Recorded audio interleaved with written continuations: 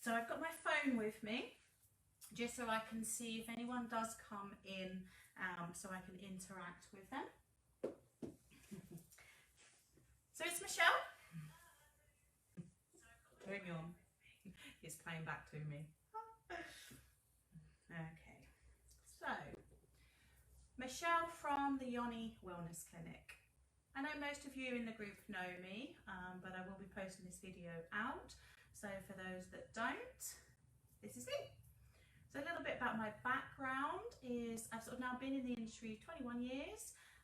Started off as the fitness nut, doing every type of class you can possibly imagine. And then just through life, i.e. injuries, pregnancies, medical conditions, I've sort of navigated my way around to exercise referral, rehabilitation work. And here I have specialised with Pilates, but more importantly, I want to make sure everyone has the opportunity to exercise. So I have wrote a few little notes up that I just want to go through some bullet points and explain. And lots of people have actually messaged me with some questions that they would like me to cover, which is I love. One of the first questions that I got is the different types of Pilates. So I thought, let me explain. Pilates was based on 34 original exercises, and it's just over 100 years old. Now, if you think about how our bodies have changed in that time, we need to sort of take into account that some of those exercises are not going to be applicable for everyone. Joseph Pilates himself was a man, and if you think about just our natural anatomy, that's going to be very different to a male body, and lots of research is on men, in particular white males. So we have to see that and take into account bodies move differently, and then when we do add injuries, when we do add medical conditions, then that changes as well. What I want to show you is a few exercises as a little flow, but more importantly, how I would adapt. So my style of teaching will be, I introduce an exercise and then I give you options. So there's different ways that you could perform that exercise. There's no fast rule to the speed that you're going to perform it, because it's not like a traditional exercise class where you all have to go at the same time. It's literally you just listening to your body and doing what feels right, what feels comfortable. 3 questions that did come up, which thank you to those people that put forward. Somebody said that their wrists aggravate them and they find certain positions too much, so i.e. like an all fours sort of push-up position, some stretches that require you, so I'm thinking about sort of, down dog poses. Every exercise will have an alternative, so you don't have to hold that body weight if that's too much. And then hopefully in time you might find that you can take a little bit of pressure on the wrists, or your core becomes stronger that you can shift your weight back slightly, and so the weight is on the lower body more. One of the other questions that come up is lower back issues. Now, again, that's the reason we need to come into Pilates. Adaptive, or what I'd call corrective Pilates, the movements are much slower and more controlled, and the range of movement is reduced, and then that's what allows you to sort of ease your back off, and then you can strengthen it. Much misconception is, I need to strengthen my back. Well, if you've already got an irritated back, you actually need to stretch it and release it first. And I always put sort of the analogy, if you're in the midst of an argument with your loved one, is it the right time to go in for a hug? No, not really. You need to sort of step back and let the air clear, and then you can do the hugging. That's the same thing that when it comes to somebody with lower back, that back is already agitated. It does not want you to do strength. You must learn to release it first, and then you build. Okay, so it's like go back to go forward. Probably the one that makes me smile the most is people will say, my core's too weak, I can't do Pilates. That's the very reason to do it. The worst thing to do is to be at home and stick your feet under the sofa and try and do some full sit-ups or those plank challenges, which there's other ways for you to get your core engaged and strengthen your core without risking injury. Okay, and I always just say, any questions, just pop me a private message, and absolutely, you know, I'm here to answer those questions, because if I've got this 20 years of knowledge sitting in my head, I'd rather share it with you, and I've got lots of videos that I can obviously give you an idea about as well. So I'm just going to check we are good to go. Perfect. All right, so the way I teach is online at the moment, my Chill Pill Pilates. We mostly start on our backs here because I just allow people to sort of come into the room, into the session. So I've got knees bent, feet flat. I always say head, neck, shoulders supported. Small pieces of equipment, just having a block to support the head here. And it's like you're doing a check-in with your body. How do the shoulders feel? How's the lower back pressing into the mat? Where's your tension? Where's your tightness? Now, some people will find that they want a bolster to support their feet, so their lower back naturally just presses in. Other people are absolutely fine, happy in this position. So some of the main moves that you might do in a warm-up session, from a leg extension, you could take it into a full body stretch on one side. You may bring that knee in to hug. Ankle rolls, so mobilization that you would have in any fitness class, or should have. Something like a knee drop, so we're just dropping down and coming up. And I'll just perform on the other side. So we've got a leg slide, and I'm really pulling away from my hip. I'm taking the arm over, so it's like a stretch. That feels rather good. I'm just hugging the knee. Can you see I'm going under the knee here as well? And I'm just rolling the ankle. So if we go over the knee, sometimes we can pull on that knee joint, and that can be enough to cause some aggravation. And then just pop that foot down. And then here's the knee drops.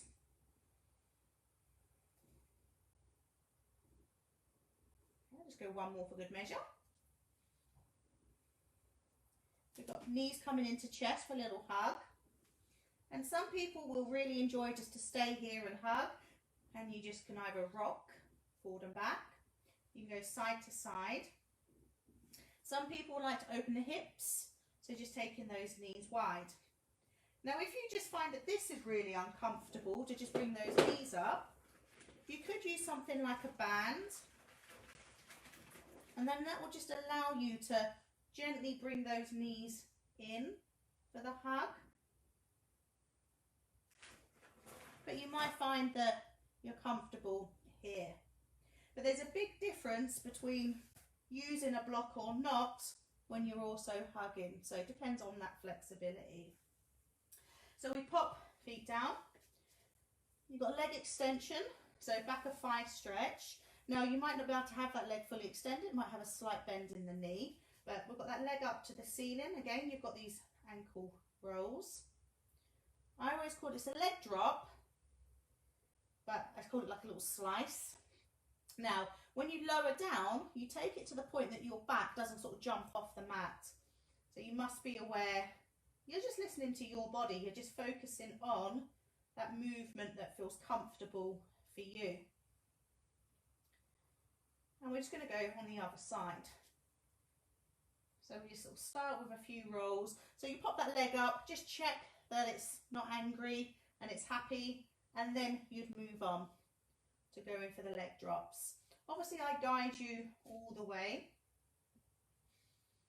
You're just focusing on your breathing, so we sometimes get so tempted to want to hold the breath. And now with the legs, you can take it down, you can take it out to the side. There's lots of things that you can do. Now if I come into a side lie position, I'm going to bring my knees up by my hips, and I've got hand on top. And I call this a bow and arrow, so it's a modification of opening the door, which is one of the base moves. It's lovely to mobilise your spine. Now you could have your head being supported on a bolster or a block. And again, it just depends on that movement and how you feel. My little golden rule, if you're comfortable and that body is relaxed, it's going to allow you to do more. So if it knows it's at reduced risk of injury, then it will gain range of movement. Opening the door, you take the hand all the way up and over. And this is a lovely stretch for around the lower back, around the glutes, your back side, but it's lovely also just to mobilise spine. So I'm just going to go one more. Lots of variations with this as well. Release. And then just in case, we're going to do this at home just to see what it feels like. I'll come around onto the other side. So we just, obviously you can just turn around, but for the purpose of recording, I start with the bow and arrow from here. And these are all mobilisation, what I would call, what we would do warming up. But some sessions we might just focus on gaining more movement through the back. And this would be included. Here's my opening door, so this is my full extension. Now you might not have that range of movement, so again, I always like the members to do what I'd call the little check-ins, and you feed back, and then I'd recommend, i.e. pop a bolster behind or a pillow, so you've got support to go to. And release. Then if we come up seated, some people can sit with legs crossed perfectly. Others might want to sit on a block. If you do have a big cushion at home, then that's ideal. And so let me just show you, just for the purpose of understanding, if you come to me with stiffness through the hips and I ask you to sit with your legs crossed, the actual angle of your hip flexor is pinched together. So my knees are slightly higher than what my hips are here. So it's sort of pinching down, and you might find that you're dropping through the spine. You can't sit nice and tall. If we add the bolster, and this is where I hope I don't fall off. Perfect. When I let my knees drop, and you see how my knees are now lower than my hips. So that's allowing me to sit much taller and lengthen my spine. So I can feel that lower spine lifting. There's not as much weight or stress going into the joints. And from here, typical warm-ups. Yep, so you've got obviously what you see in most classes is a little bit of a breath work, focus, little neck turn. Here I am, I'm ready. And then you've got lovely stretches that you might go side to side, and then rotation. So we're just twisting, and again you perform a few of these side to side. Now on the floor on a bolster, loads of things. You can have legs wide and lean forward and reach for the ankles and have a little stretch of the back. You could extend one leg and go for back of thigh stretch here. Yeah, so again, variations. And then let's join me on all fours. So with this one, we're still mobilising. You've got hands under shoulders and knees under hips. In the first instance, you could come up onto knuckles just to take the pain or any discomfort off the wrist, and simply shift the weight back slightly so there's very little weight going through the upper body. If you're happy to transfer the weight through, it's just nice and even and you hold. And you're just looking at what that spine will do. So it's lifting up, we're releasing, we're easing back to shell pose. You can let your hips drop forward and go all the way or just part the way. So there is no prizes for doing big range of movement. It's about you listening to your body. A great one is stirring the pot. Looks a little bit like you're advertising for a pop video, but it is amazing for any sacroiliac issues, so lower back, and just where the spine meets the hip here. And you can circle, you can press out to the side. Yeah. When you're sitting into shell pose, you can have those arms close, you can have them extended. Some people will hold onto an ankle and walk their hands over, and that will just change the stretch. So again, lots of variations. Okay, so I hope that's gave an insight to how we might mobilize the body and get ready to do any strength work. Now with the strength, there's key movements. We try and think about what we'd call like compound exercises. So we know people want to work upper body, they definitely want to be working on their core, they want to be working lower body. So probably one of the key things you'll be sort of seeing is the Superman. So when we're on all fours, for a complete beginner, they might just move their arms, and that will just get core engagement. So you're having to just pull in and balance.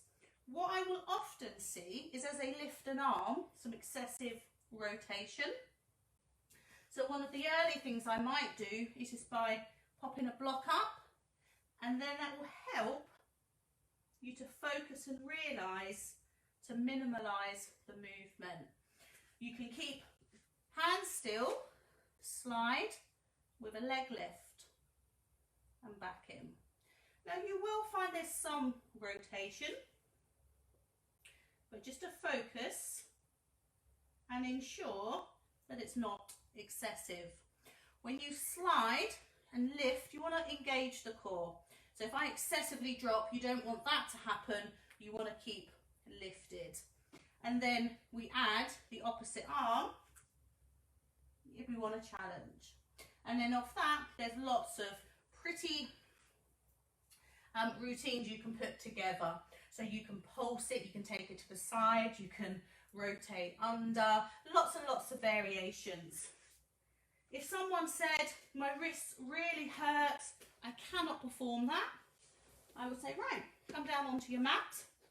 I want you to lengthen your legs, lengthen your arms, and you do exactly the same. So you'd go through your arm movement,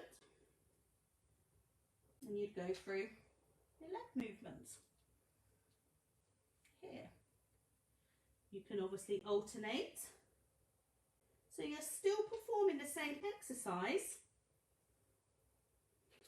but your starting position is different. So let's have a look at, say, the typical box push-up. So traditional fitness classes, you would have seen box push-up from here, and you're going down, you're going up. You walk your hands forward, you drop your hips, you go down and you go up. And if you want to, on your toes, full push-up. So many of my members will say, aggravates their wrists, their shoulders, hurts their back. So we might do a few of those repetitions, and or something like a dyno band. Now, with the dyno band, you could be seated, kneeling, standing. You perform exactly the same movement. So we press forward and we extend.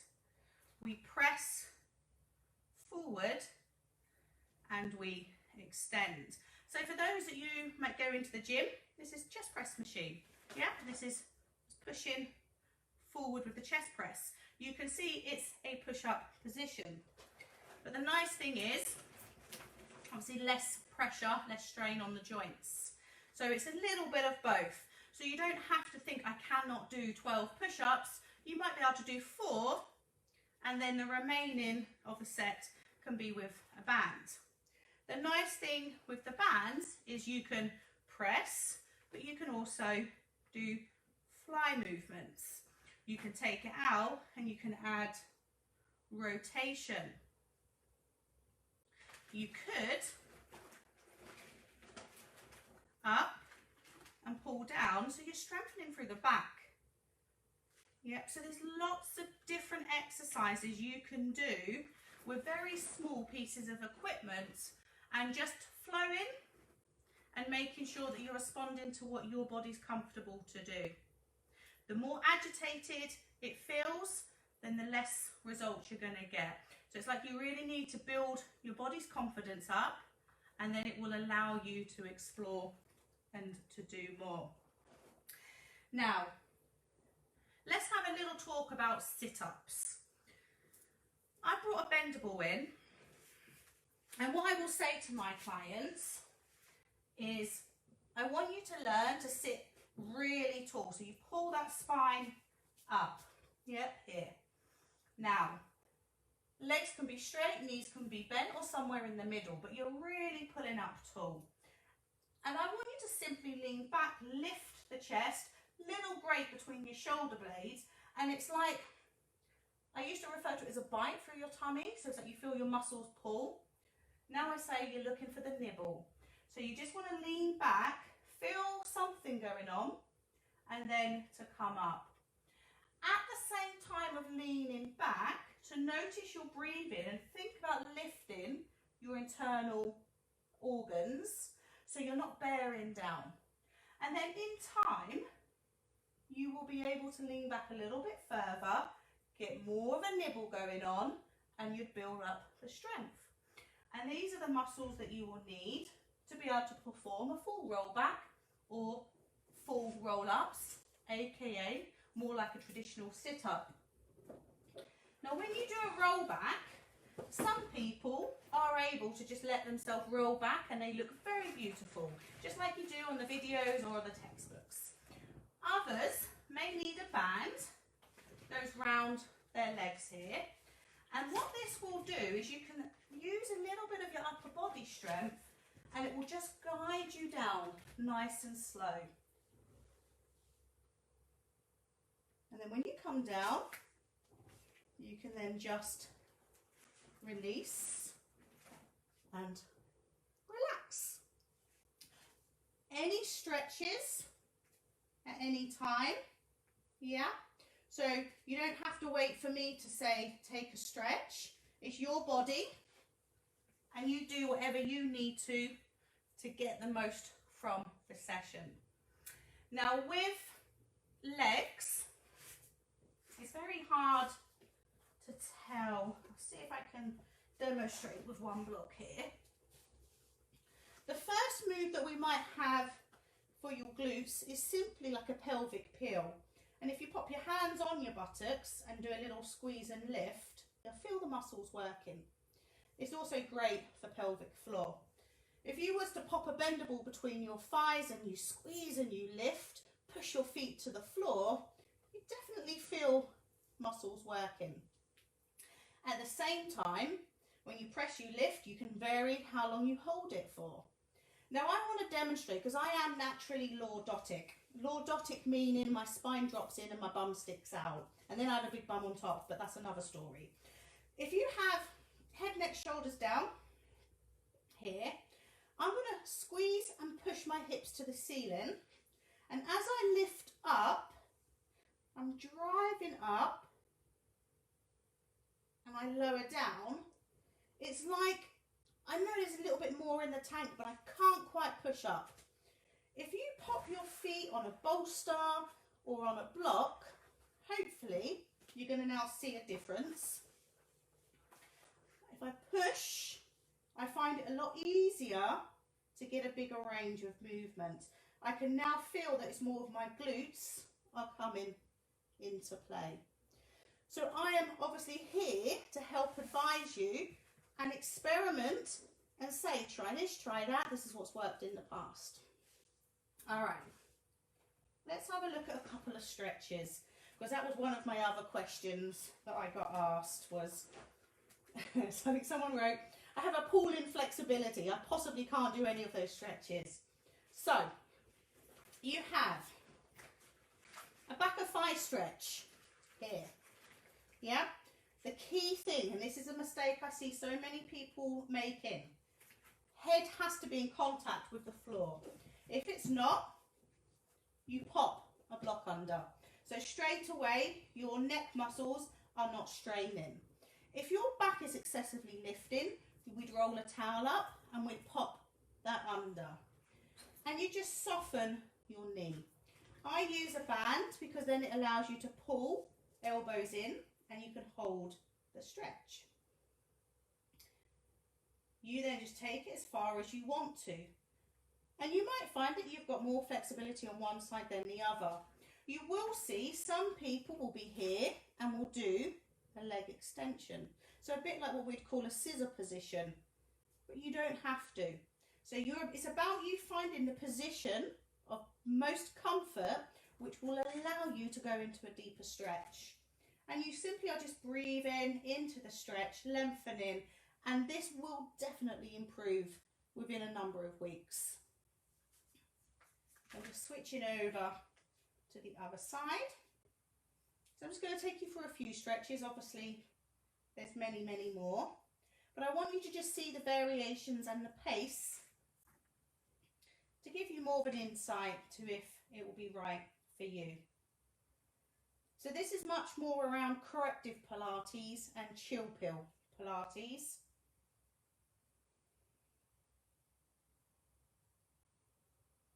Okay. And then here, figure 4. Now in a fitness class, we might go this position straight through here. I want to just show you a variation. I want you to rock. And anyone that gets stiffness through their hips will appreciate this. And you may be able to take that rock all the way to the side. And it's a lovely release through the hips. Just because of ease of movement, what I will do is get you to then hug that knee, drop the leg, and take the knee over. And it's a stretch for the outer thigh. And I'm deliberately not going all the way because I'm looking for head and shoulders to stay fixed and a little gentle pull, and you feel the stretch. Some people might prefer to just let their body lie to the side here. So I stay even. I'm in that figure 4 position, so I'm just opening up, it's rotation through the hip, and I'm just breathing into the stretch. Option to add a little bit of movement. Here. Option to take it all the way down.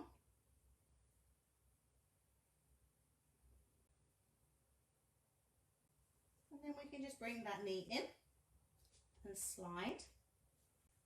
And then take across. Yeah. So you're just feeling outer thigh, back side, lower back.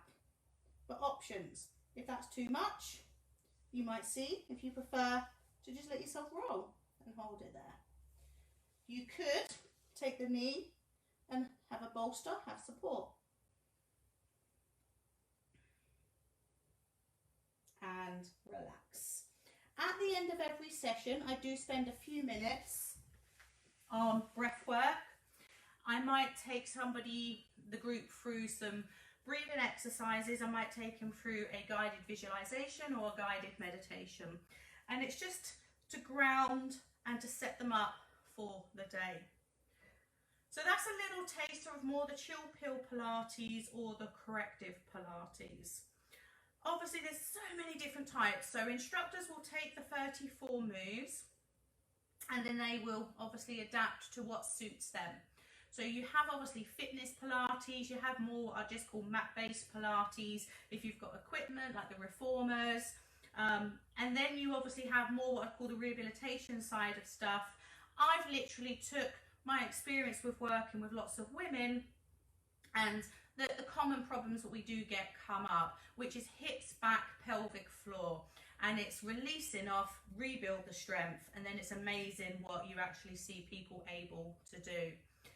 Now, just to finish off, with regards to the memberships, obviously I will drop a link below on the videos here.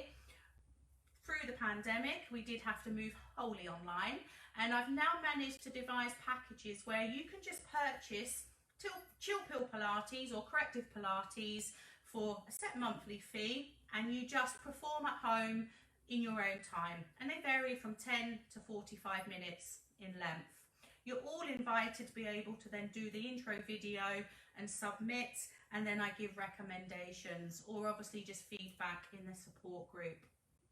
I've just set up the membership for the Imperfectly Perfect Pilates, which is going to be a combination of more of the cardio side of Pilates and the conditioning side, but I will obviously slip in some of the Chill Pill. And that's going to be Facebook Lives, because what I've learned through the last 18 months is some people are just shy and they don't want to be on Zoom, or they just like to have it dropped into one spot that they can just click in at any time and complete. If you're not able to make the lives, then you just literally will set the challenge to sort of click done once you obviously have caught up with the videos. So the next option is the Zoom Lives, which is where I get to watch and see. So it's a lot easier for me to give recommendations all the time. And it's the sort of thing that if you private message me afterwards, then obviously I can say, yeah, I saw that was a little bit difficult, try it like this next time. That's the joy of being on Zoom. Facebook Live, I can't see you. But it has its bonuses, so let's not say one is better than the other. It's just different.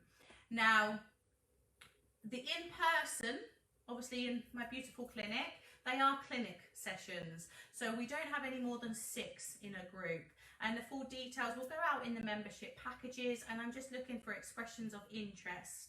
And then obviously one-to-one, or if you and a partner or a friend would like to have personal training, exercise, rehabilitation. So there's lots of different options. But as always, just obviously drop me a message and I'll send you over the information. I can send you some sample free classes for you to try at the comfort of your own home. But please just drop any feedback in, and I look forward to working with some of you in the near future. So bye for now.